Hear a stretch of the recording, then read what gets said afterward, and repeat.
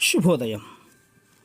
Global బెతేనియా Calvary ministry తరపున ఈ పునరుద్ధాన యొక్క దినములో మరొక్కసారి మీ అందరితో కూడా కలుసుకుని దేవుని యొక్క పరిశుద్ధమైన మాటలు ధ్యానించుటకును దేవుడు నాకు ఇచ్చిన మధురమైన అవకాశమును బట్టి నా దేవునికి ప్రత్యేకమైన వందనాలు తెలియచేసుకుంటూ ఉంటున్నాను. ఈరోజు కూడా పరిశుద్ధమైన వేద గ్రంథంలో నుండి మరి యొక్క చక్కటి మాటను చదువుకుందాం. హెబ్రీయులకు రాసిన పత్రిక 5వ అధ్యాయము 7వ వచనము నేను చదువుతున్నాను, దయచేసి గమనించమని ప్రభు పేరిట మనవి చేస్తూ ఉంటున్నాను. హెబ్రీయులకు రాసిన పత్రిక 5వ అధ్యాయము 7వ వచనము.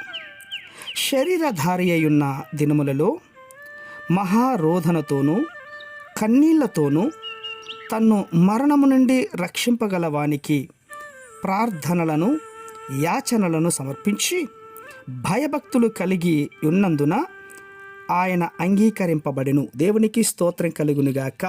అవును, యేసుక్రీస్తు వారు దైవ కుమారుడు. నిజానికి ఆయన ప్రార్థించాల్సిన పని అవసరం లేదు.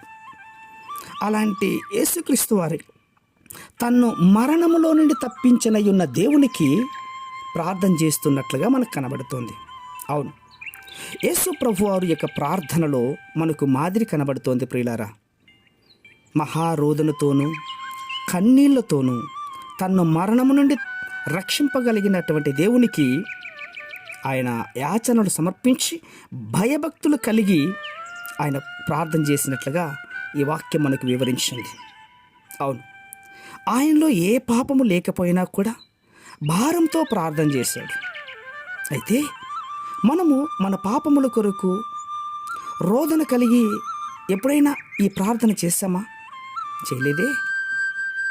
మనం ఎవరినైనా దుఃఖపరిచి ఉంటే గనక, ఎవరికైనా కీడు చేసి ఉంటే గనక దాని విషయమై ఎప్పుడైనా వేదన పడి ప్రార్థన చేశామా? అది చేయలేదు. దేవుని సన్నిధిలో మన హృదయము నలిగి కన్నీళ్ళు విడిచేంతగా ప్రార్థన చేశామా? అస్సలు రావటం లేదు.